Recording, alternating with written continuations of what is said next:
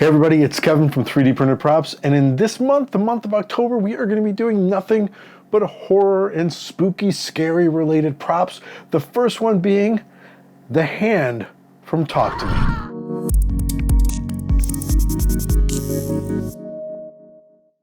So I know what you're saying, Kevin, October, it's the 11th, and you're doing your first video.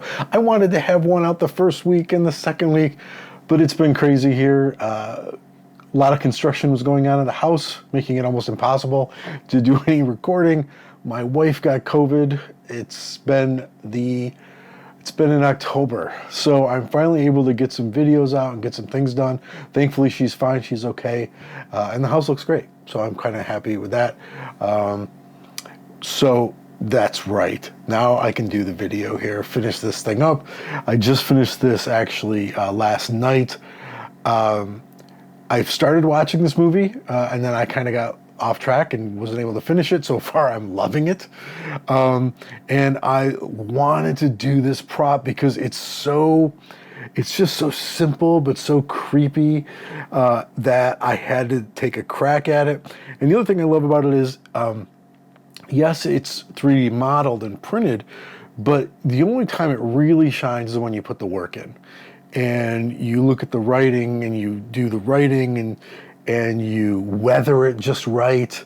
And that's when it really starts to come alive. I don't know if that's the right term for it, but starts to come alive in my book. So this is actually available over on my site, 3dprintedprops.com, or of course you can go and sign up for my Patreon, where we give 4 files a month, sometimes 5 or 6, but base is 4, and the first tier is $12. So $12 a month, 4 files. And that includes armor, you get helmets, you get things like this. So check that out, links in the description.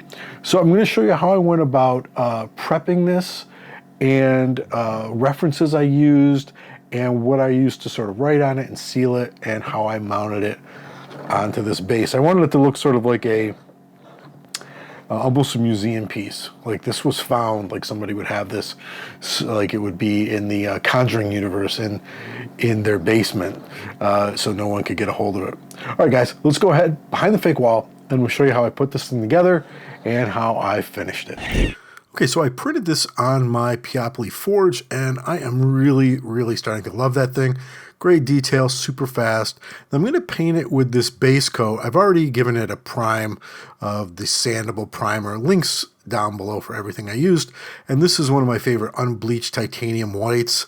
It is just this cool sort of bone color, and it can do almost anything. I love it. You can see it's going to need a second coat, but I like that mottled look. So I'm going to sort of not go too thick. And then once I've given it the second coat, I'm actually going over pieces of it with like white, pure white, but just brushing it almost like a dry brush, and then adding that titanium, unbleached titanium in, because I noticed in the model, it has, it isn't just like this uniform color. And you can see here the modeling of the white, and I'm just sort of working that brush around. So it has a bit of texture, and of course there's some nice details built into the model, and you can see that. So we're going to go ahead and use the reference and all of these pens, because people would be writing on different things. These are just screenshots I took, and I'm going to try to do the best I can. Some things I can't read, some things I can't see just from angles. First thing I'm going to do is use this pastel, this chalk. I love this stuff, and I'm just going to give it an overall sort of weathering to it where people's hands might touch. I'm also thinking, of course, people are writing with pens and pencils. They would sort of bleed and rub and sort of give it this sort of grimy graphite look and ink look. So I thought this would be a really good thing. Now here's something where I always talk about things happen. I get a little bit too much on there sometimes and it looks too harsh. Don't worry, don't panic. Just rub at it with your finger or brush, and it'll be fine. So I'm using the references, and I'm just really starting off with the biggest things I can see. I'm using different types of pens. For these, I'm just using actually the fat Sharpie. But as we move along, I'll start using things like a thinner Sharpie. And then I realize, oops, I'm looking at black and white samples, and this thing has color to it. And I'm also realizing I can't really see too well the print. And I'm wondering if it's just because the laser printer is just a crappy little laser printer. So I actually went back upstairs to my office and after this point right here, and used the computer screen so I could really see, and I could see the color, because I made a few mistakes, did something in black and white, should have been color. Good thing it was pencil. I was able to erase it and go over it. And this was the first part I did before I went upstairs to check the color, some of the stuff you just saw right there. And then this is when I realized, ooh, this needs color. And then here it is. So I added some of the color thing in. I added all the other things, all the other little markings. I added some no's here and there that I couldn't, when I couldn't read things. I also added my son's name and my wife's name, some friends' names, but super happy with that. Now to mount this, I'm going to use some dowels and that drill bit. This drill bit's just for plastic. Links below. I love this thing.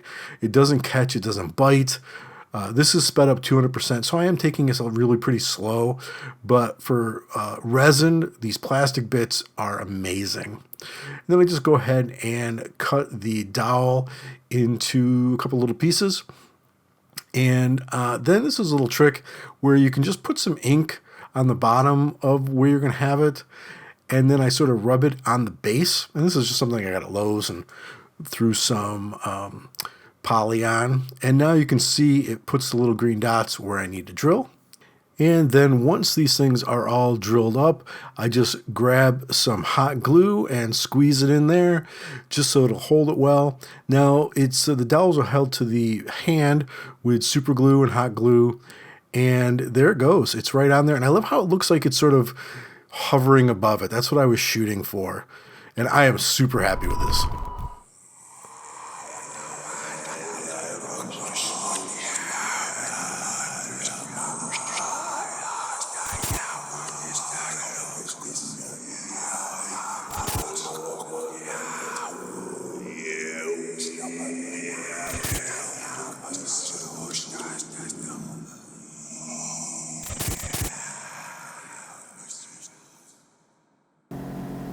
So that's the key thing, and I've talked about it before when I've talked about weathering and working on a project.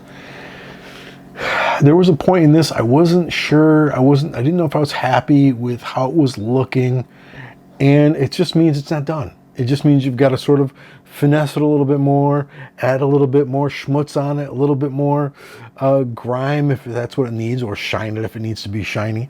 And wait till it's finished before you say, oh, I'm not happy with that. And no, it's not going to be perfect because it's something you made, and that should look that way to me. And then just look at it and sort of be happy with what you've come up with. This is one of my new favorite props, just because how simple and how creepy it is. No, I'm just kidding. And but I really, really like this. Again, if you're interested in picking up the file, you can head on over to my site, 3dprinterprops.com, or you can go over to my Patreon. Link is below, but if you search for 3D printer props, it'll pop up. All right, guys, take it easy. Have a great night and or day, and I'll see you in the next video. Take it easy.